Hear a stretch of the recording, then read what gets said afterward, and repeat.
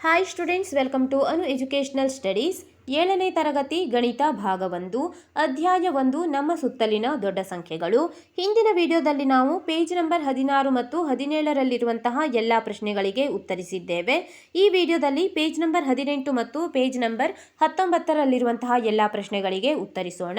Page number 18ಅನ್ನು ಗಮನಿಸಿ. ನೀವು ಮೊದಲು ಮಾಡಿದ್ದಂತೆ ಭಾಗಾಕಾರದ ಆಸಕ್ತಿಕರ ಅಂಶಗಳನ್ನು ಕಂಡುಕೊಳ್ಳಲು ಕೊಟ್ಟಿರುವ ಸಂಖ್ಯೆಗಳನ್ನು ಭಾಗಿಸಿ ಪ್ರತಿ ಸಂಖ್ಯೆಯನ್ನು ಪರಿಶೋಧಿಸಿದ ನಂತರ ಅದಕ್ಕೆ ಸಂಬಂಧಿಸಿದ ಅಂಶಗಳ ಬಗೆಗೆ ನಿಮ್ಮ ಆಲೋಚನೆಗಳು ಮತ್ತು ಪ್ರಶ್ನೆಗಳನ್ನು ತರಗತಿಯಲ್ಲಿ ಹಂಚಿಕೊಳ್ಳಿ ಎಂದು ಕೊಟ್ಟಿದ್ದಾರೆ. ಇಲ್ಲಿ ಒಂದು ಭಾಗಲಬ್ಧವನ್ನ ಕೊಡಲಾಗಿದೆ. 13,95,000 ಭಾಗಿಸು 150.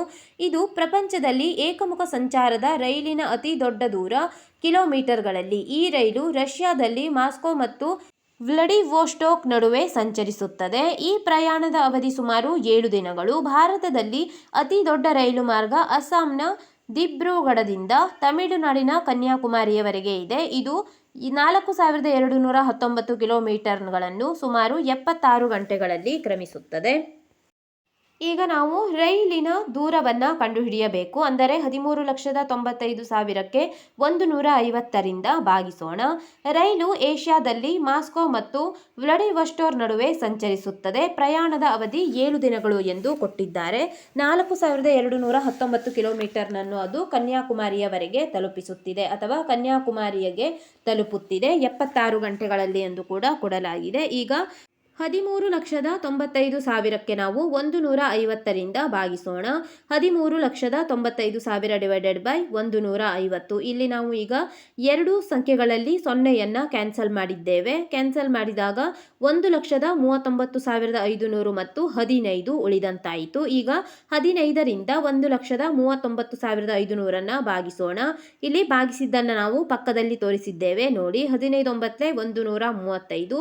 9ರಲ್ಲಿ 5 ಕಳೆದಾಗ 4 ಬಂದಿದೆ. 13ರಲ್ಲಿ 13 ಕಳೆದಾಗ 0. ಮುಂದಿನ ಅಂಕಿ 5 ಕೆಳಗಿಳಿಸಿ 45 ಆಯಿತು. 15 3 45. 45ರಲ್ಲಿ 45 ಕಳೆದಾಗ 0 ಬಂದಿದೆ. ಇಲ್ಲಿ ನೀವು ನೋಡಬಹುದು ಭಾಜಕದಲ್ಲಿ 2 ಸೊನ್ನೆಗಳಿವೆ. ಇಲ್ಲಿ ಕೊನೆಯದಾಗಿ ನಾವು ಶೇಷದಲ್ಲಿ 0 ಪಡೆದಿದ್ದರಿಂದ ಭಾಜಕದಲ್ಲಿರುವಂತಹ ಸಂಖ್ಯೆಯನ್ನು ನಾವು ಭಾಗಲಬ್ಧಕ್ಕೆ ಸೇರಿಸಬೇಕಾಗುತ್ತದೆ. ಆದ್ದರಿಂದ 93 ಇರುವಲ್ಲಿ ನಾವು 9,300 ಭಾಜಕದಲ್ಲಿರುವಂತಹ 2 ಸೊನ್ನೆಯನ್ನು ನಾವು ಭಾಗಲಬ್ಧಕ್ಕೆ ಸೇರಿಸಿದ್ದೇವೆ. 93 ಮತ್ತು 2 0 ಸೇರಿಸಿದಾಗ 9,300 ಕಿಲೋಮೀಟರ್ಗಳು. ಅಂದರೆ ಅದು ಚಲಿಸುವಂತಹ ದೂರ 9,300 ಕಿಲೋಮೀಟರ್ ಆಗಿದೆ. ವಯಸ್ಕ ನೀಲಿ ತಿಮಿಂಗಲಗಳು ಇಲ್ಲಿ ನೋಡಿ 10,50,00,000 ಡಿವೈಡೆಡ್ ಬೈ 700 ಕಿಲೋಗ್ರಾಂಗಳಿಗಿಂತಲೂ ಹೆಚ್ಚು ತೂಕವಿರುತ್ತದೆ. ಹೊಸದಾಗಿ ಜನಿಸಿದ ನೀಲಿ ತಿಮಿಂಗಲವು ಸುಮಾರು 2,700 ಕಿಲೋಗ್ರಾಂ ತೂಕವಿರುತ್ತದೆ. ಇದು ಒಂದು ವಯಸ್ಕ ಹಿಪ್ಪೋಪೋಟಮಸ್ದ ತೂಕಕ್ಕೆ ಸಮನಾಗಿರುತ್ತದೆ. ನೀಲಿ ತಿಮಿಂಗಲದ ಹೃದಯದ ತೂಕವು ಸರಿಸುಮಾರು 700 ಕಿಲೋಗ್ರಾಂ ಎಂದು ದಾಖಲಿಸಲಾಗಿದೆ. ನೀಲಿ ತಿಮಿಂಗಲದ ನಾಲಿಗೆಯು ಒಂದು ಆನೆಯಷ್ಟೇ ತೂಕವನ್ನು ಹೊಂದಿರುತ್ತದೆ. ನೀಲಿ ತಿಮಿಂಗಲಗಳು ಪ್ರತಿದಿನ 3,500 ಕಿಲೋನಷ್ಟು ಆಹಾರ ಸೇವಿಸುತ್ತವೆ. ಭೂಮಿಯ ಮೇಲೆ ಇದುವರೆಗೆ ತಿಳಿದಿರುವಂತೆ ಅತಿ ದೊಡ್ಡ ಪ್ರಾಣಿ ಅರ್ಜೆಂಟಿನೋಸಾರಸ್ 90,000 ಕಿಲೋಗ್ರಾಂಗಳಷ್ಟು ತೂಕವಿರುತ್ತದೆ ಎಂದು ಅಂದಾಜಿಸಲಾಗಿದೆ. ಈಗ ನಾವು ನೀಲಿ ತಿಮಿಂಗಲದ ತೂಕವನ್ನು ಕಂಡುಹಿಡಿಯೋಣ. ಬರೆಯಿರಿ. ವಯಸ್ಕ ನೀಲಿ ತಿಮಿಂಗಲದ ತೂಕ 10,50,00,000 ಡಿವೈಡೆಡ್ ಬೈ 700. ನಂತರ ಇಲ್ಲಿ ನೀವು ನೋಡಬಹುದು 700ರಲ್ಲಿರುವ 2 0 ಮತ್ತು ಮೇಲಿನ ಸಂಖ್ಯೆಯಲ್ಲಿ 2 0ಯನ್ನು ನಾವು ತೆಗೆದಿದ್ದೇವೆ. ತೆಗೆದಾಗ 10,50,000 ಡಿವೈಡೆಡ್ ಬೈ 7 ಬಂದಿದೆ. 7ರಿಂದ ಈಗ ನಾವು 10,50,000ವನ್ನು ಭಾಗಿಸೋಣ. 7 1 7. 10ರಲ್ಲಿ 7 ಕಳೆದಾಗ 3 ಉಳಿದಿದೆ. ಮುಂದಿನ ಸಂಖ್ಯೆ 5 ಕೆಳಗಿಳಿಸಿ. 7 5 35. 35ರಲ್ಲಿ 35 ಕಳೆದಾಗ 0. ಮುಂದೆ ಇಲ್ಲಿ ನೀವು ನೋಡಬಹುದು 4 ಸೊನ್ನೆಗಳು ಉಳಿದಿವೆ. ಭಾಜಕದಲ್ಲಿರುವಂತಹ 4 ಸೊನ್ನೆಗಳನ್ನು ಭಾಗಲಬ್ಧಕ್ಕೆ ನಾವು ಸೇರಿಸಬೇಕು. ಸೇರಿಸಿದಾಗ 1,50,000 ಆಗುತ್ತದೆ. ಆದ್ದರಿಂದ ವಯಸ್ಕ ನೀಲಿ ತಿಮಿಂಗಲದ ತೂಕ 1,50,000 kg. 52 million divided by 130 ಟನ್ಗಳು. ಇದು 2021ನೇ ವರ್ಷದಲ್ಲಿ ಉತ್ಪತ್ತಿಯಾದ ಜಾಗತಿಕ ಪ್ಲಾಸ್ಟಿಕ್ ತ್ಯಾಜ್ಯದ ತೂಕ ಎಂದು ಕೊಟ್ಟಿದ್ದಾರೆ. ತೂಕವನ್ನು ಈಗ ನಾವು ಕಂಡುಹಿಡಿಯೋಣ. ಇಲ್ಲಿ ಮೊದಲನೇ ಸಂಖ್ಯೆಗೆ ಎರಡನೇ ಸಂಖ್ಯೆಯಿಂದ ಭಾಗಿಸಿ. ಇಲ್ಲಿ 13ರಲ್ಲಿರುವ ಒಂದು ಸೊನ್ನೆಗೆ ಮೇಲಿರುವ ಒಂದು ಸೊನ್ನೆಗೆ ನಾವು ಕ್ಯಾನ್ಸಲ್ ಮಾಡಿದ್ದೇವೆ. ಉಳಿದಿರುವಂತಹ ಸಂಖ್ಯೆ ಮತ್ತು ಸೊನ್ನೆಗಳನ್ನು ಬರೆದುಕೊಳ್ಳಿ. ಈಗ 13 ಒಂದಲೇ 13, 13 ನಾಲ್ಕಲೇ 52 ಆಗುತ್ತದೆ. ಆದ್ದರಿಂದ 52 4ಕ್ಕೆ ಕ್ಯಾನ್ಸಲ್ ಆಗಿದೆ. ಮುಂದೆ ಉಳಿದಿರುವಂತಹ ಸಂಖ್ಯೆಗಳು ಅಂದರೆ ಮುಂದೆ ಉಳಿದಿರುವಂತಹ ಸೊನ್ನೆಗಳ ಸಂಖ್ಯೆ 8 ಇದೆ. 4ರ ಮುಂದೆ 8 ಸೊನ್ನೆಗಳನ್ನು ಇರಿಸಿರಿ. ಆದ್ದರಿಂದ 40 ಕೋಟಿ ಟನ್ಗಳು 40 ಕೋಟಿ ಟನ್ಗಳಷ್ಟು ತ್ಯಾಜ್ಯ ಕಸವನ್ನು 2021ನೇ ವರ್ಷದಲ್ಲಿ ಉತ್ಪತ್ತಿಯಾದ ಜಾಗತಿಕ ಪ್ಲಾಸ್ಟಿಕ್ನ ತೂಕ ಎಂದು ಪರಿಗಣಿಸಲಾಗಿದೆ. ನೀವು ಯಾವಾಗಲಾದರೂ ಆಶ್ಚರ್ಯಪಟ್ಟಿರುವಿರಾ ಎಂದು ಕೇಳಿದ್ದಾರೆ. ದೊಡ್ಡ ಸಂಖ್ಯೆಗಳಿಗೆ ಸಂಬಂಧಿಸಿದ ಈ ಎಲ್ಲ ಅಂಶಗಳಿಂದ ಇಷ್ಟು ಆಶ್ಚರ್ಯಚಕಿತನಾದನು. ಇವುಗಳ ಬಗ್ಗೆ ಆಲೋಚಿಸುತ್ತಿರುವಾಗ ಅವನಿಗೆ ಒಂದು ಅಸಾಧಾರಣ ಪ್ರಶ್ನೆ ಎದುರಾಯಿತು. ಮುಂಬೈನ ಪೂರ್ಣ ಜನಸಂಖ್ಯೆಯನ್ನು ಜನರು 1 ಲಕ್ಷ ಬಸ್ಗಳಲ್ಲಿ ಆಸೀನರಾಗಬಹುದೇ? ನೀವೇನು ಆಲೋಚಿಸುವಿರಿ? ಇದನ್ನು ಹೇಗೆ ಕಂಡುಹಿಡಿಯುವುದು ಎಂದು ಕೊಟ್ಟಿದ್ದಾರೆ. ಉತ್ತರ ನೋಡಿ. ಒಂದು ಬಸ್ನಲ್ಲಿ 50 ಜನ ಕೂಡಬಹುದೆಂದು ಭಾವಿಸೋಣ. ಒಂದು ಬಸ್ನಲ್ಲಿ ನಾವು 50 ಜನರನ್ನು ಕೂಡಿಸಬಹುದು ಎಂದು ಯೋಚಿಸಿದಾಗ 1 ಲಕ್ಷ ಬಸ್ನಲ್ಲಿ ಅಂದರೆ 1 ಲಕ್ಷ ಗುಣಿಸು 50 ಲಕ್ಷ ಜನರನ್ನು ನಾವು ಕೂರಿಸಬಹುದು. ಮುಂಬೈನ ಜನಸಂಖ್ಯೆ 1,24,00,000ಕ್ಕಿಂತ ಹೆಚ್ಚಿದೆ ಎಂದು ಹೇಳುತ್ತಿದ್ದಾರೆ. ಆದ್ದರಿಂದ ಇಲ್ಲಿ ನಾವು 1,24,00,000 ಜನರನ್ನು 1 ಲಕ್ಷ ಬಸ್ನಲ್ಲಿ ತುಂಬಿಸಲು ಸಾಕಾಗುವುದಿಲ್ಲ. ಏಕೆಂದರೆ ಬಸ್ನಲ್ಲಿ ತುಂಬುವಂತಹ ಜನರ ಸಂಖ್ಯೆ ಕೇವಲ 50 ಲಕ್ಷವಾಗಿದೆ. ಇದು 1,24,00,000ಕ್ಕಿಂತ ಹೆಚ್ಚಿದೆ. ಆದ್ದರಿಂದ ಇದು ಸಾಧ್ಯವಿಲ್ಲ. ಈಗ ಮುಂದೆ ಒಂದು ಪ್ರಶ್ನೆಯನ್ನು ಕೊಟ್ಟಿದ್ದಾರೆ. RMS ಟೈಟಾನಿಕ್ ಹಡಗು 2,500 ಜನರನ್ನು ಕೊಂಡೊಯ್ಯುತ್ತದೆ. ಮುಂಬೈನ ಜನಸಂಖ್ಯೆಗೆ ಅಂತಹ 500 ಹಡಗುಗಳು ಸಾಕಾಗುತ್ತವೆಯೇ? ಇಲ್ಲಿ ಮುಂಬೈನ ಜನಸಂಖ್ಯೆ 1,24,00,000 ಎಂದು ನೆನಪಿಟ್ಟುಕೊಳ್ಳಿ. ಈಗ ನಾವು ಹಡಗು 2,500 ಜನರನ್ನು ಕೊಂಡೊಯ್ಯುತ್ತಿದ್ದರೆ ಅಂತಹ 500 ಹಡಗುಗಳು ಈಗ ನಾವು 2,500ರಿಂದ 500 ಗುಣಿಸಿದಾಗ ಎಷ್ಟು ಲಕ್ಷ ಬರುತ್ತದೆ ಎಂದು ನೋಡಿ. ಅಷ್ಟು ಲಕ್ಷ ಜನಸಂಖ್ಯೆಯನ್ನು ಕೊಂಡೊಯ್ಯಲು ಸಾಧ್ಯವಾಗುತ್ತದೆಯೇ ಎಂದು ನೋಡೋಣ.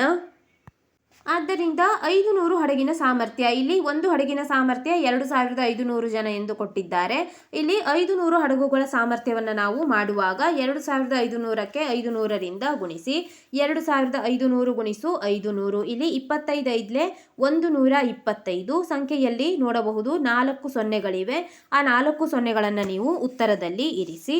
ಆದ್ದರಿಂದ 12,50,000 ಜನರು ಎಂದು ಬರೆದಿದ್ದೇವೆ. ಅಂದರೆ 500 ಹಡಗಿನ ಸಾಮರ್ಥ್ಯ ಇಲ್ಲಿ 12,50,000 ಜನರನ್ನು ಕರೆದುಕೊಂಡು ಹೋಗಬಹುದು. ಮುಂಬೈನ ಜನಸಂಖ್ಯೆ 1,24,42,373 ಇದೆ. ಆದ್ದರಿಂದ ಇಲ್ಲಿ ಹಡಗು ತುಂಬಿಸಬಹುದಾದಂತಹ ಜನರು 12,50,000 ಮಾತ್ರ. ಆದ್ದರಿಂದ ಸಾಧ್ಯವಿಲ್ಲ ಎಂದು ಬರೆದುಕೊಳ್ಳಿ. ಇಂತಹ ವಿಚಿತ್ರ ಪ್ರಶ್ನೆಗಳಿಂದ ಪ್ರೇರಿತಳಾದ ರೋಕ್ಸಿಗೆ ಆಶ್ಚರ್ಯವಾಯಿತು. ನಾನು ಪ್ರತಿದಿನ 100 ಕಿಲೋಮೀಟರ್ ಪ್ರಯಾಣಿಸಿದರೆ ಚಂದ್ರನನ್ನು 10 ವರ್ಷಗಳಲ್ಲಿ ತಲುಪಬಹುದೇ? ಭೂಮಿ ಮತ್ತು ಚಂದ್ರನ ದೂರ 3,84,400 ಕಿಲೋಮೀಟರ್ಗಳು. ಈಗ ಅವಳು 1 ವರ್ಷದಲ್ಲಿ ಎಷ್ಟು ದೂರ ಪ್ರಯಾಣಿಸುತ್ತಾಳೆ ಮತ್ತು ಅವಳು 10 ವರ್ಷಗಳಲ್ಲಿ ಎಷ್ಟು ದೂರ ಪ್ರಯಾಣಿಸುತ್ತಾಳೆ ಎಂದು ಕೇಳಿದ್ದಾರೆ.